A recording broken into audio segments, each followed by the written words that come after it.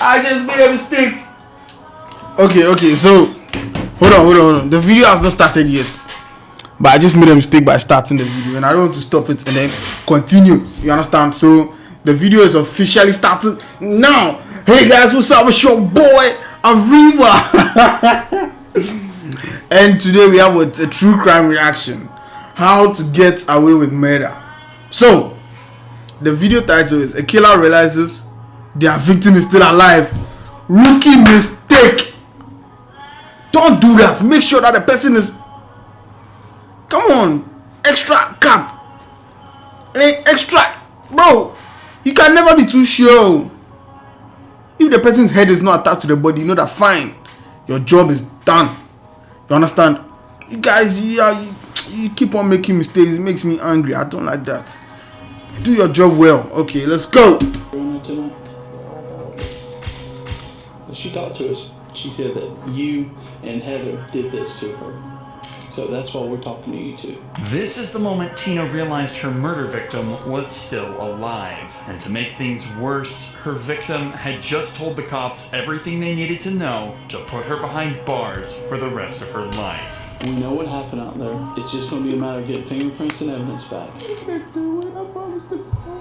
Tina is currently being interrogated over the horrific attack of her friend in Florida. Like most teenage fights, it apparently started because of a dispute over a guy. But this isn't the story that she and two other suspects would tell investigators. Okay, so if you were the guy and you had to choose between the three of them, which one will you choose? Okay? Let's do that real quick. Hold on, what the fuck? I've been playing music the entire time. I didn't even realize it. I'm sorry if the music was like interfering with the video. I'm very, very sorry. I know this is not professional, but guys, come on. Cut me some slack. Innit? So, what am I choosing? This one, she looks like she will kill me. I don't know. She has something in her eyes. You see people, you can see that, no, they are dark. They are dark in their head. I have some of those eyes, you understand? So I can tell.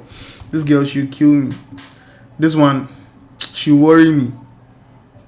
Every day she'll be calling, why are you? I don't know. Look at this.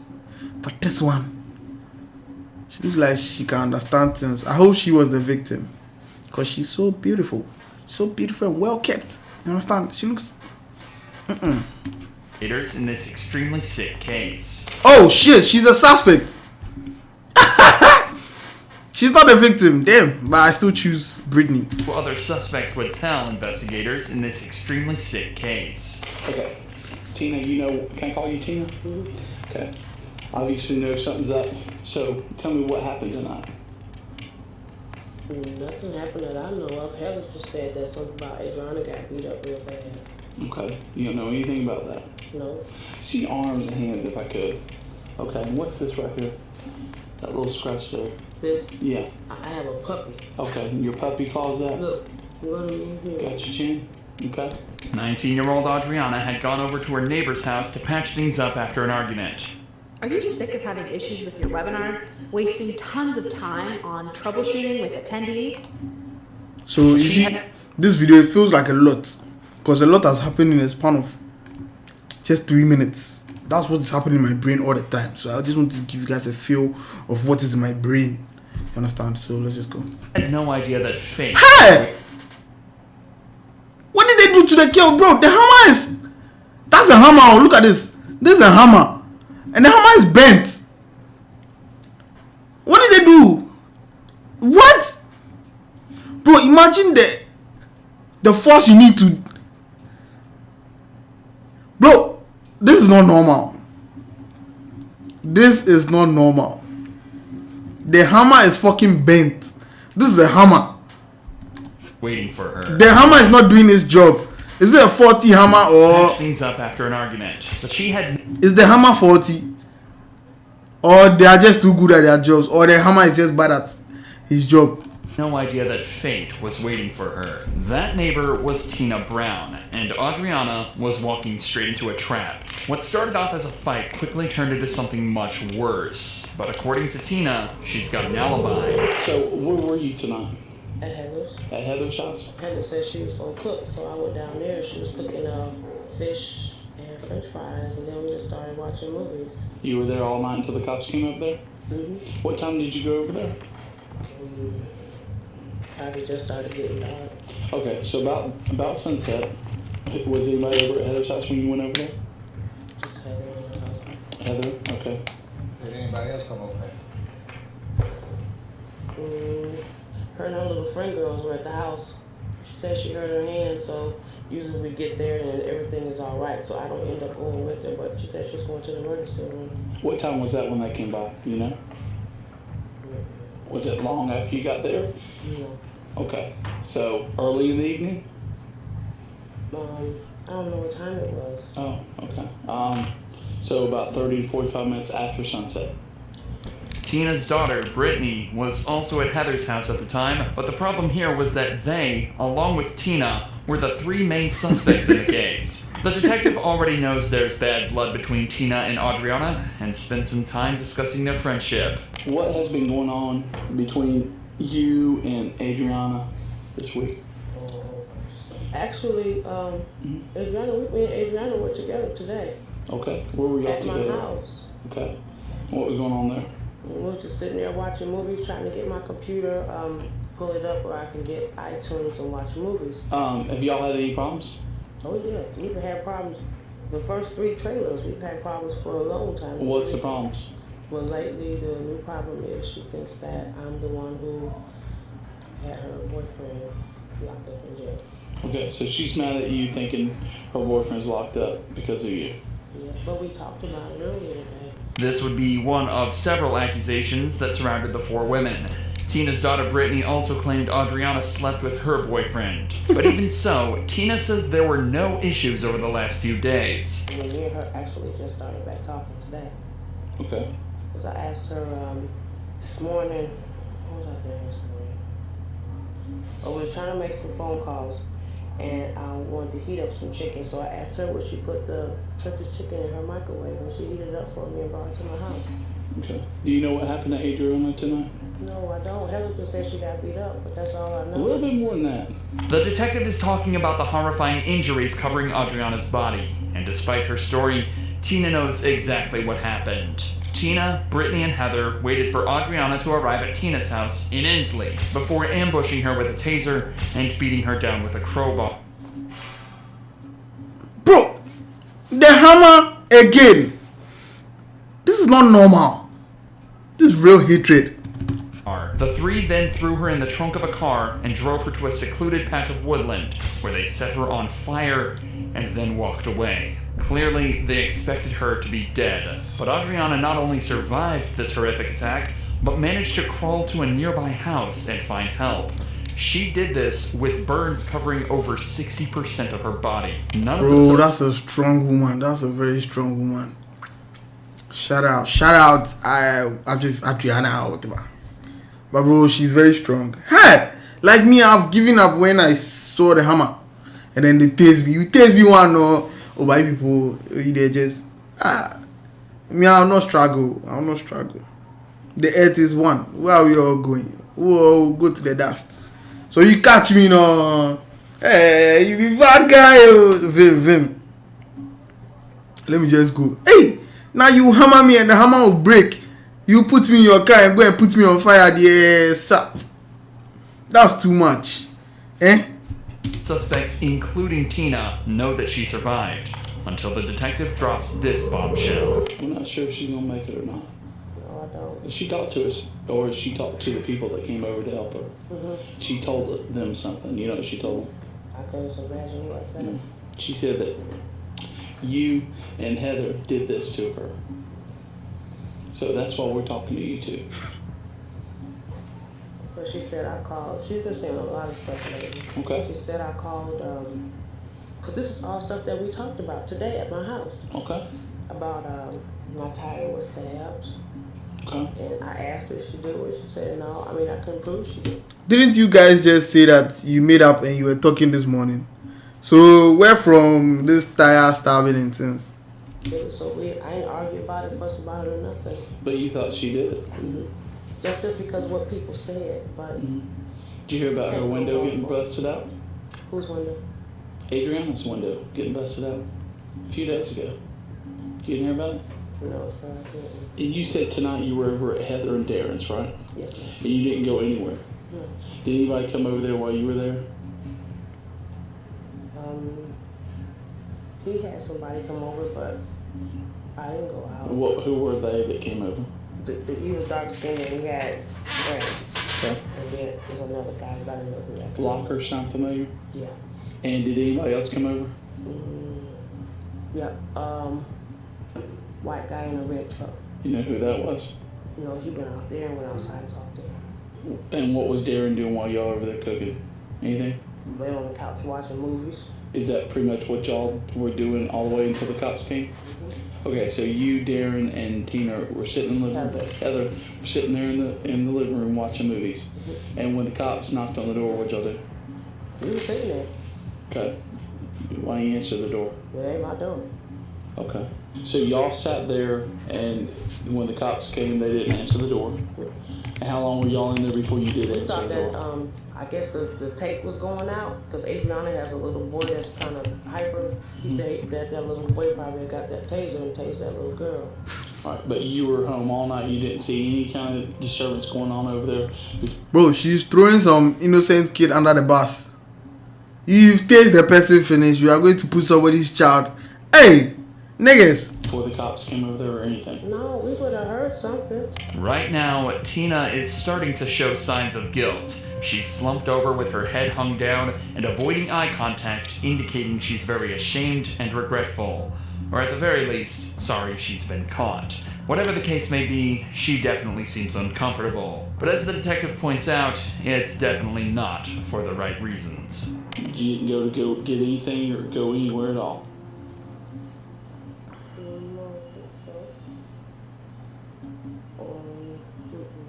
Okay. You seem kind of lackadaisical about this. I'm telling you that this woman is probably going to die and has named you as the person that's harmed her. It kind of, doesn't sit easy with me that you're just so nonchalant about this. I just talked to her today. I told her I never called you. See, I've got so many kids. Okay. Well, she's probably going to die, is the word we're getting. And we're concerned over that. And the last person she said that did this to her is you and Heather, okay? We're going to go out there. We know what happened out there. It's just going to be a matter of getting fingerprints and evidence back, okay? Once again, Tina shows her guilt, this time by touching her lips. This is often a telltale sign someone is lying and is trying to... Don't touch your mouth. When you are in that interrogation room, don't touch your mouth. Don't, If you want to touch something, touch your... see, keep your hands towards yourself. Don't touch anything.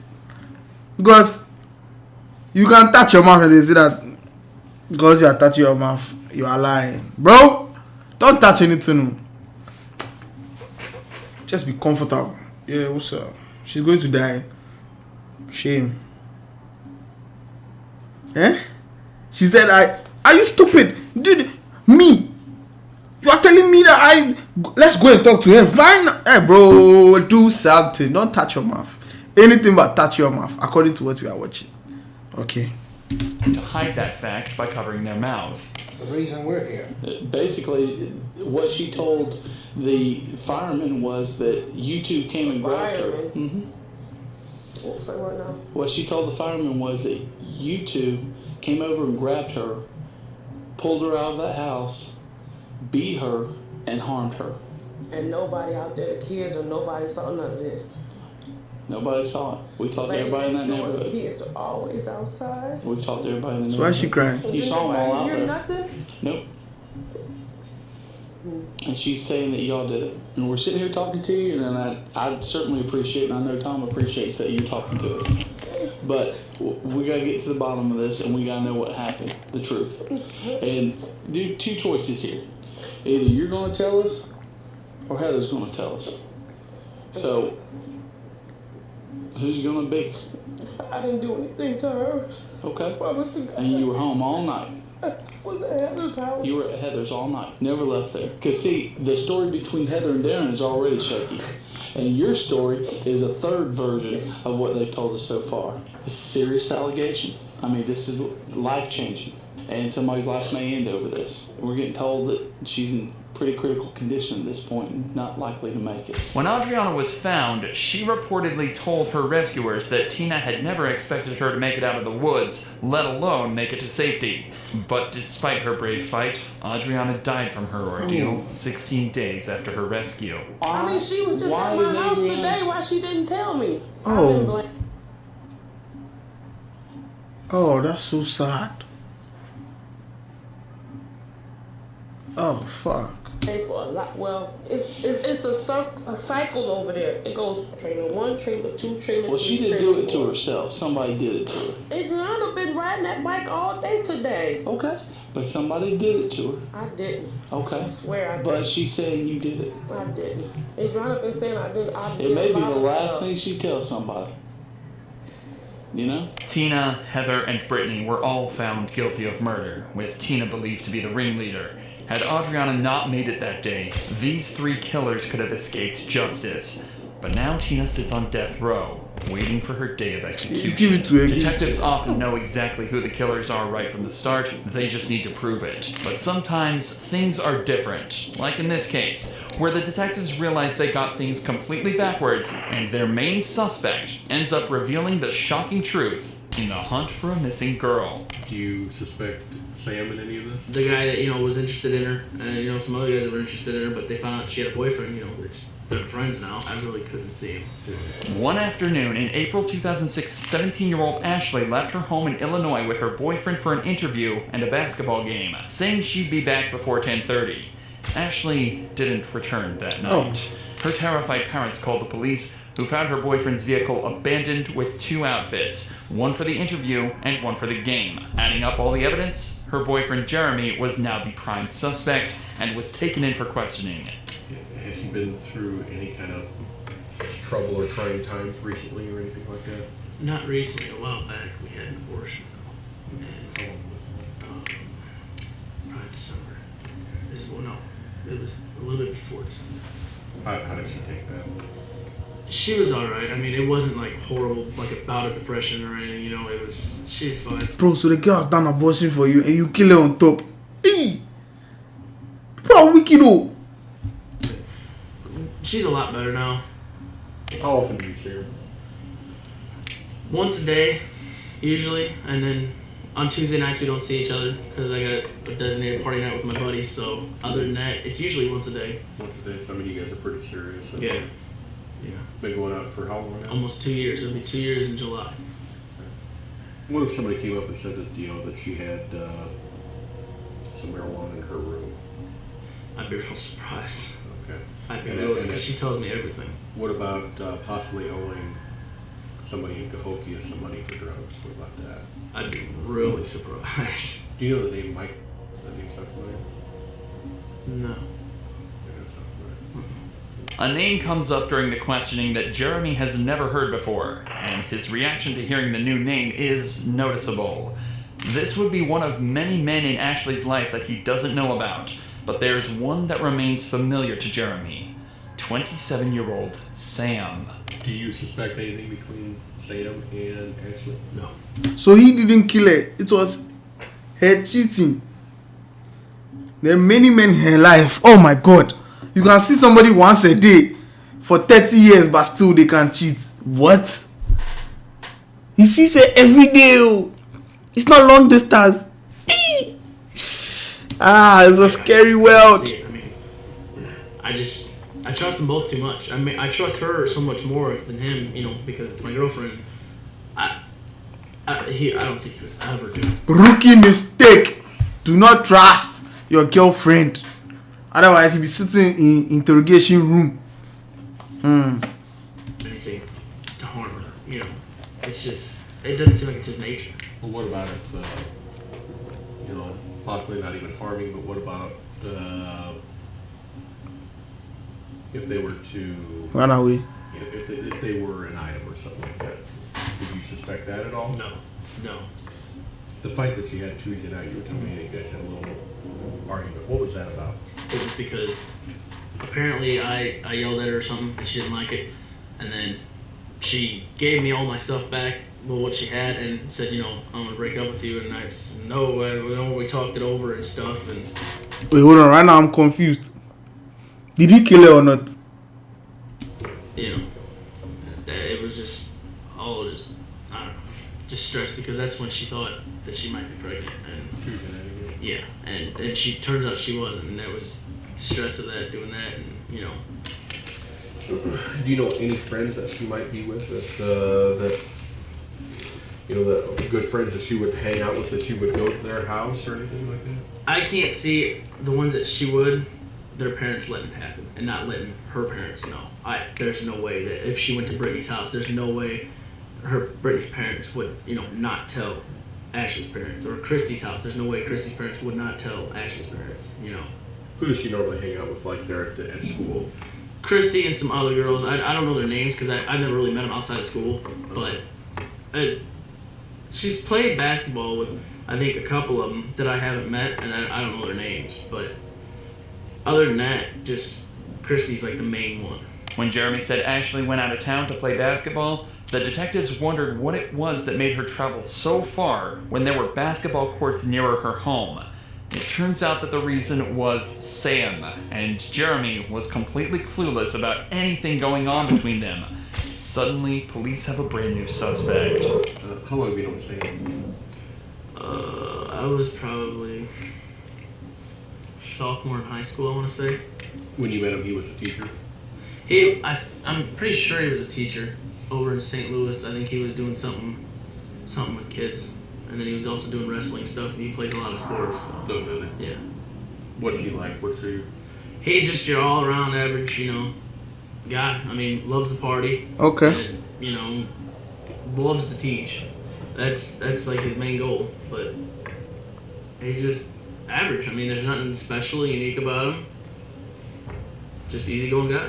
But as far as like physical abuse at the house, No. have you ever seen anything like that? Have you ever seen any marks on her or anything like that? No. Bruises or anything? Has she called you up and told you anything like that? Or No. Okay. I know she runs into walls a lot, like literally. I mean, she's got kind of. I've seen her do it. Not like, you know, she says that she runs into walls, but I've seen her because I don't know if you want to call it she's blonde or whatever, but yeah, it's.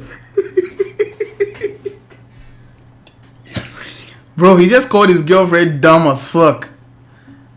Not like a continuous thing. I've just seen her do it a couple times, but. What's her mom like? Her mom? She's real nice. I mean, she's raising two girls and, you know, dealing with Mike, but. What's he like? He's good. He's a good dad. I mean, he loves them both those kids to death. After pressing him for nearly an hour, it slowly became clear to detectives that Jeremy had nothing to do with his girlfriend's disappearance. But he had given them vital information about her 27-year-old basketball friend. Sam was a teacher at a rival school, and his number was found in Ashley's phone. It turns out they made an awful lot of phone calls to each other, so this time he was brought in for questioning. In a story we've all heard before, Sam started out by claiming their relationship was friendship and nothing more. Well, I can give her like a hug goodbye. How would you do that? That's not sexual, is it? You give someone a hug goodbye. I think she kind of started becoming obsessed with me. Because like I said, she was calling me literally non-stop at times. But after being confronted with the testimony of Ashley's friends, he changed his story.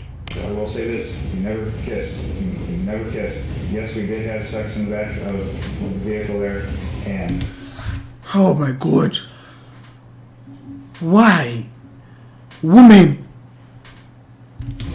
After that day, I felt absolutely terrible about that. Sam changed his story several times during the course of the questioning, and it was becoming clear to detectives he knew more than he was saying about Ashley's disappearance. The detective needs to break down the barrier that Sam has created, and in order to do that, they try to guilt him into a confession. They're going to use his most loved family members against him as a way of making him crumble. Your grandma's not here. I know. Your mom's not here. No, But you know what? In a way they are. Because everything they taught you, all the talks Grandma had with you, are within you. All of them are. And unfortunately... Why would you agree to do this to your own son? Do you want your son to go to jail? Eh? You not call a lawyer for him because right now they have no evidence of him, but you are coming to coerce him. Vim. Right He ain't telling us the truth. Can I go show you what happened? Please. She's still out there, Sam? She is. And where's it at? I have to show you. It took these detectives an agonizing 12 hours to crack Sam, but he finally admitted to being responsible for Ashley's disappearance. He told police that he got Ashley in a chokehold during the argument and heard her neck snap. He decided to make it look like she had been strangled, so he choked her again, and she became lifeless when he left the scene. Sam thought after 30 hours she would be long dead, and he was taking the police to find her body. But by some miracle, Ashley was found, barely alive. It took her weeks to wake up from the coma she had slipped into, and Oh my god! That's so good! Bro, imagine he didn't confess. Like it's over. even longer to heal the psychological wounds. But she was able to testify against Sam and live to see him sentenced to 20 years for her attempted murder. If you enjoy true crime videos like this, make sure you're subscribed. So this is like a video with a good ending. We haven't had that in a while. Sam, you are strong. You are so strong. Hey. So if the confession didn't come like the girl, she go be that. Wow. I'm so happy. So somebody just survived. We saw two people survive. First was the girl that was... Oh, she died after 16 days. That's so sad. Anyways, subscribe, guys. I love you all.